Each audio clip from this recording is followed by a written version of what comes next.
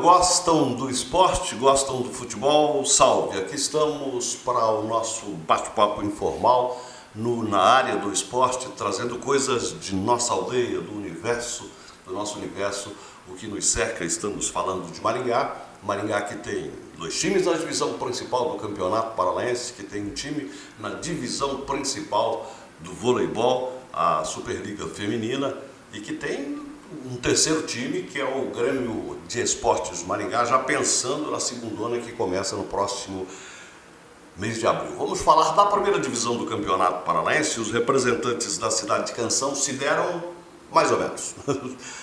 Não se deram bem por conta de que não venceram seus compromissos da 5ª rodada da competição da elite do Paranaense, mas em contrapartida também não perderam. Vamos começar pelo Maringá Futebol Clube, que obteve o resultado mais emblemático, trouxe de Ponta Grossa um ponto a partir do 2-2. Perdia o jogo por 2-1 até os 55 minutos da segunda etapa, até os 55 minutos, que era o tempo máximo. No minuto final, o Moraes, que entrara na partida, acabou empatando. O Maringá Futebol Clube não fez um jogo espetacular, mas fez um jogo de resistência diante do Operário, que tinha o apoio da sua torcida no histórico estádio Germano Krieger.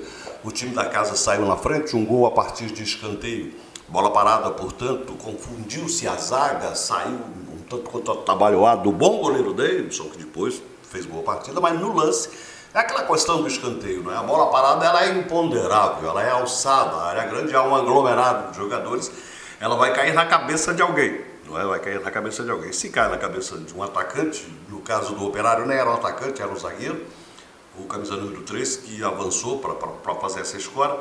Se cai na cabeça do atacante, o destino quase sempre é a rede, e se cai na cabeça de um zagueiro, aliviar. A função da zagueirada do sistema defensivo é colar muito nos atacantes para evitar que eles tenham um impulso. E isso não aconteceu. Nesse aspecto vacilou, ou cuidou menos o time do técnico Jorge Castilho tomou este gol de abertura. O time do Maringá jogava melhor que o Operário até tomar este gol. Quando o Operário fez o gol, adorou-se da partida por conta de que recuou, valorizou mais a marcação, e aí o tricolor teve dificuldades para transpor o ferrolho, para transpor a armação defensiva do Operário. Mas mesmo assim conseguiu chegar ao empate através do Bruno Lopes, uma jogada lá pela direita, ele apareceu entre os zagueiros e finalizou, empatou o jogo.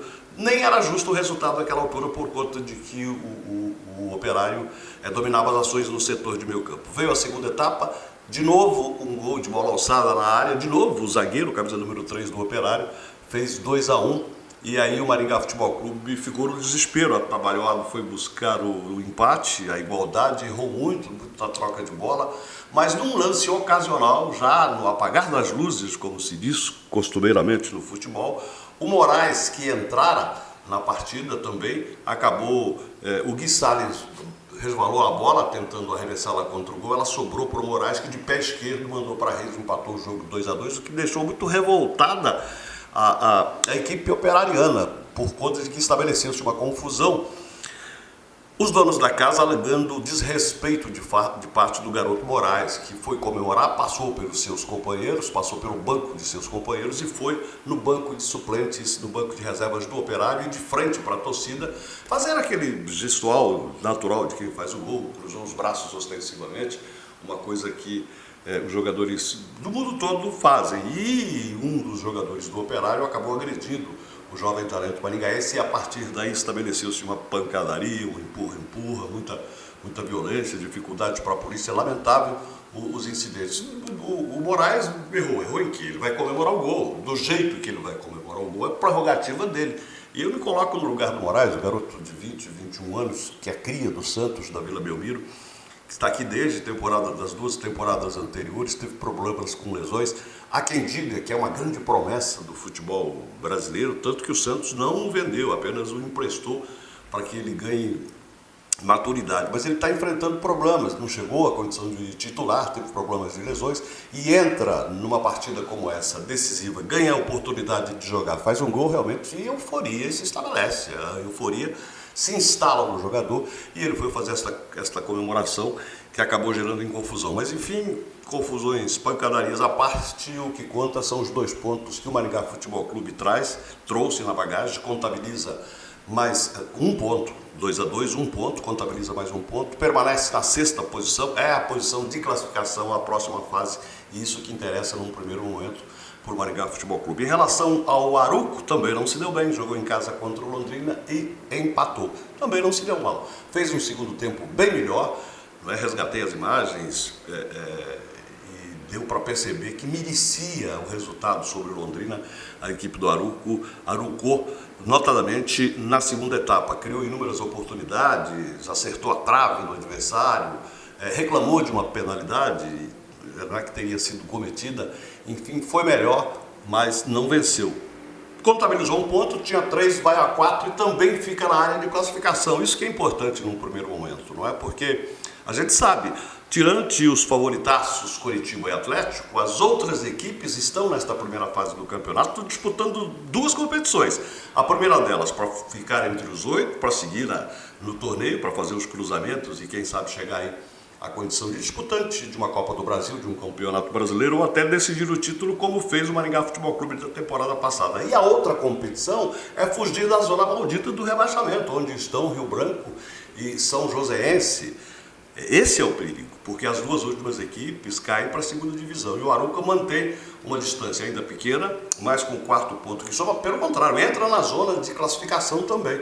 São 4 pontos, está à frente do Azures, que também tem 4, mas o saldo do time maringaense é melhor e o objetivo é manter esta posição, ficar ali entre os 8 para chegar aos playoffs da competição.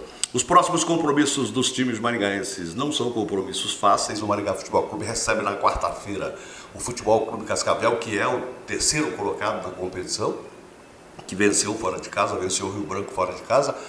E o Arouco sai para enfrentar o Operário, o mesmo Operário que o Maringá Futebol Clube empatou na rodada anterior. Portanto, são compromissos difíceis, mas são pontos imprescindíveis para esse projeto, para essa pretensão que tem os 2 representantes da Cidade de Canção no Campeonato Paranaense de Futebol. Então, falando sobre o Campeonato Paranaense, as informações que nos chegam do Grêmio de Esporte de Maringá é de que a diretoria está mobilizada na montagem da comissão técnica, já tem essa comissão técnica definida, e fevereiro, nós estamos em fevereiro, o time certamente se apresenta por conta de que a Federação Paranaense de Futebol determinou o início da 2ª divisão do Campeonato Paranaense para abril. Portanto, fevereiro, março, abril começa a competição. A nova comissão técnica do Grêmio de Esporte de Maringá já começa trabalhando no sentido de buscar também a qualificação para a 1ª divisão, e aí teremos uma histórica triparticipação de clubes maringaenses na 1ª divisão em 2024.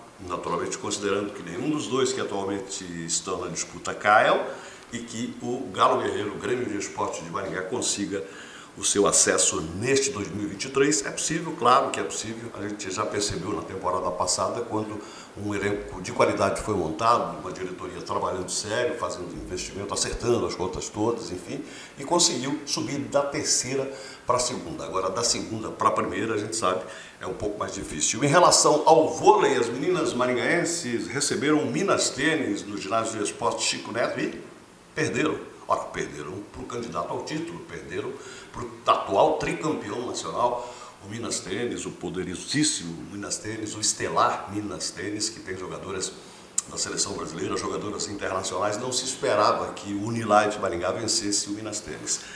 Com isso, o time se distancia um pouco do objetivo que seria passar a próxima fase, ficar entre as 8 equipes que vão ao playoff. Isso parece muito difícil a esta altura, por conta de que o Unilife Maringá tem 6 pontos menos que a equipe do Barueri, que é a primeira que abre a zona de classificação. E a preocupação que se estabelece é que com estes 12 pontos, o Unilife Maringá permitiu a aproximação do São Bernardo, que é o 11º colocado.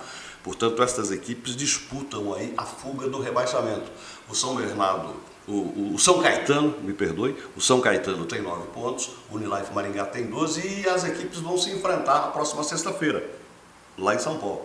Então, é importante que, mesmo jogando fora de casa, as meninas do técnico Aldori Gaudêncio tragam esses pontos para dar um oxigênio, para dar um respiro no que concerne a fugir da zona de rebaixamento, que é a 11ª colocação e a 12ª. Na 12ª está o Brusque, né? O time catarinense não fez um único ponto, aliás, fez um único ponto até agora, não venceu uma única partida, portanto este está virtualmente rebaixado.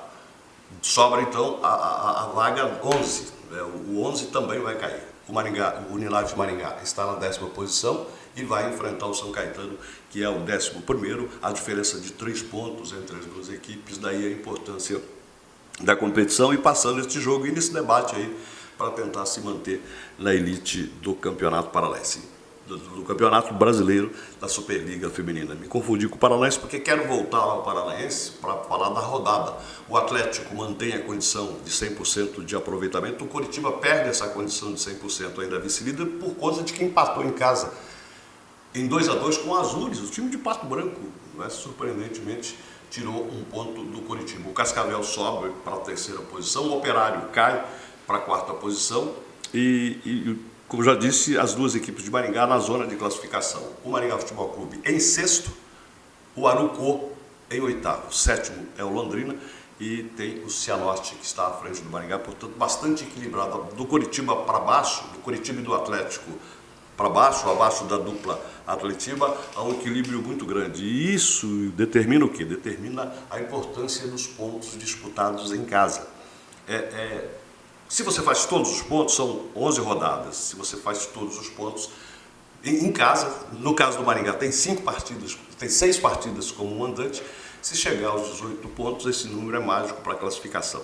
É isso. Então tem na quarta-feira Maringá Futebol Clube e Futebol Clube Cascavel, no estádio regional L. Davids, e no mesmo dia, no mesmo horário, 21h30, o Samurai Black jogando em Ponta Grossa, na Princesa dos Campos, no estádio Germano Krieger, contra a equipe do Operário. A gratidão pela sua atenção e nós continuamos por aqui captando informações para trazê-las e debatê-las com você nesse nosso espaço na área do esporte.